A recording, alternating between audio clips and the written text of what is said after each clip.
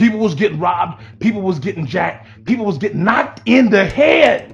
And they didn't know what it was. And the police were so afraid once they found out what it was, they didn't want to tell anybody because they didn't want copycats, because it was cheap to make, easy to do, and easy to get away with. You had a whole 465 square miles of Los Angeles terrified. Like little black kids with plastic bottles with cement.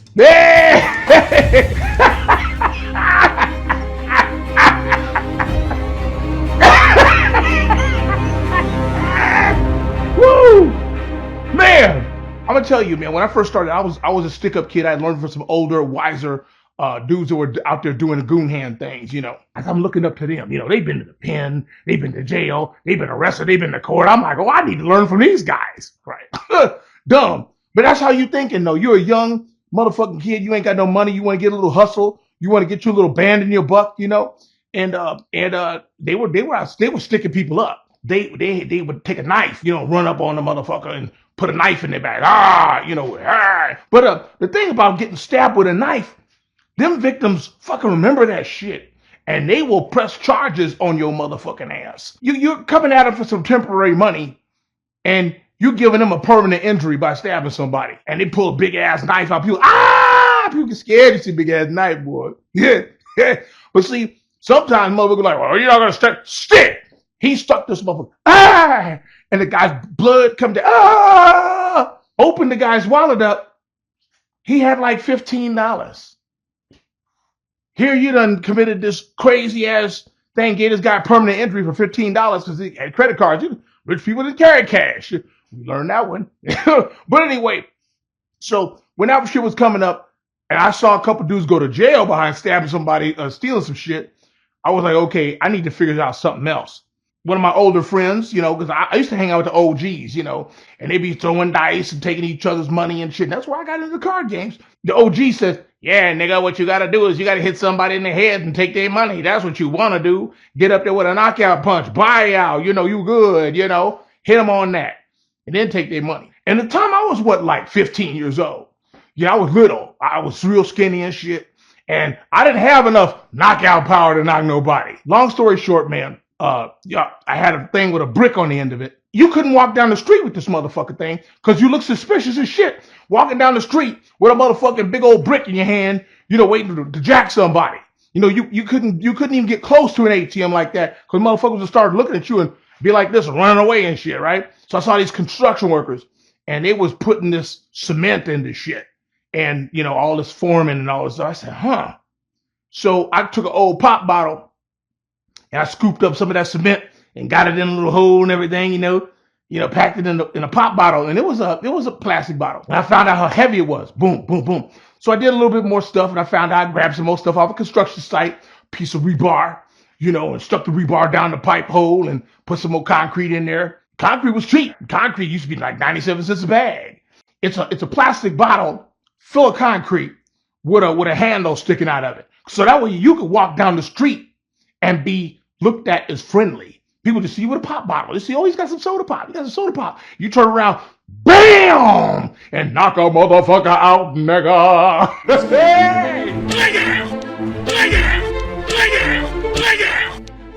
And ATMs was new, so motherfuckers would be completely captivated by the ATM.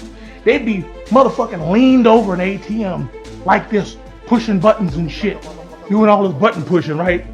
Leaned over like this.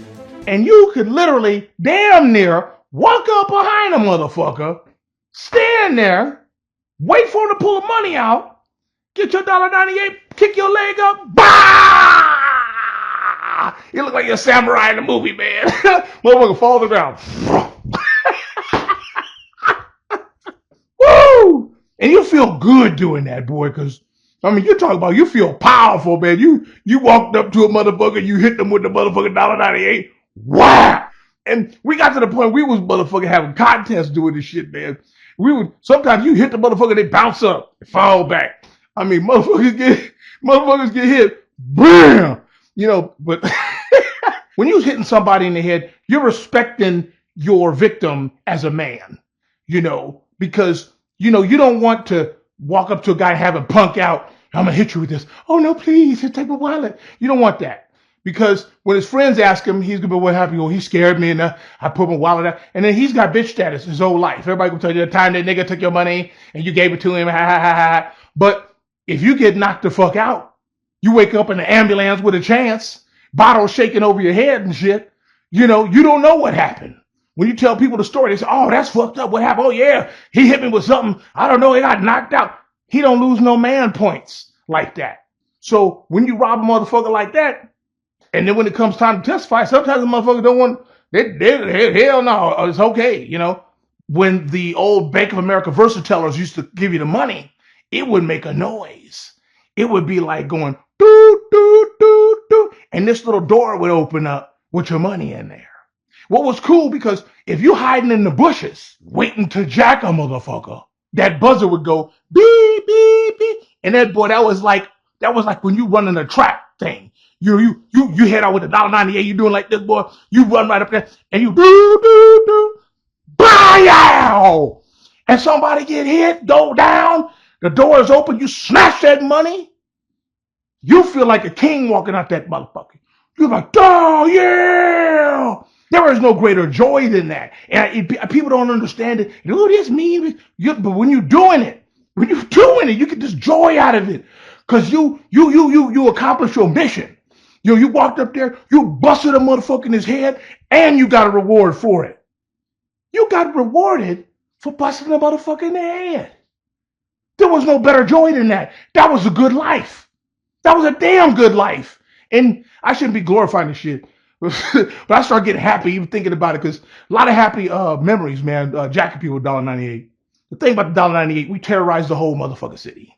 You know, Senator up in motherfucking Sacramento with Barbara Lee was like, these robberies were going on. We were hitting it too hard. I mean, we got to the point where we were stacking fucking money up. My dresser drawer at home was full of motherfucking 20s. I mean, it was full of them. If you was like, if you want something here, peel off some money. Here you go. Yeah, nigga. And that's how it was.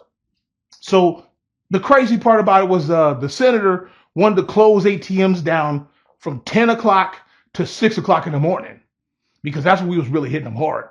And certain parts of LA, some of the banks already shut their ATMs down at night.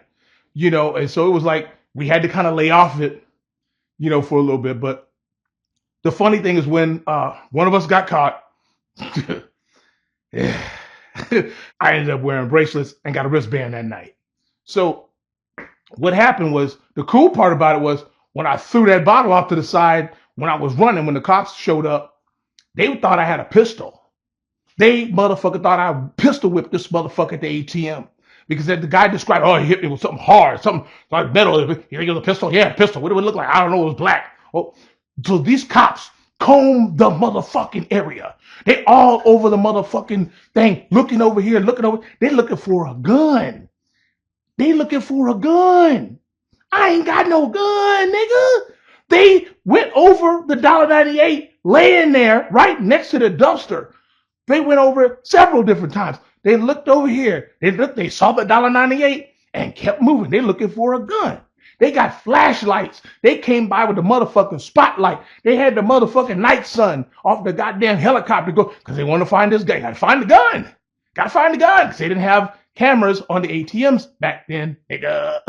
So it ends up being the DA reject, because nobody saw me do it. They didn't recover a weapon. Didn't look like I was carrying a weapon. It was funny, man. And but that was the last night I did that for a while.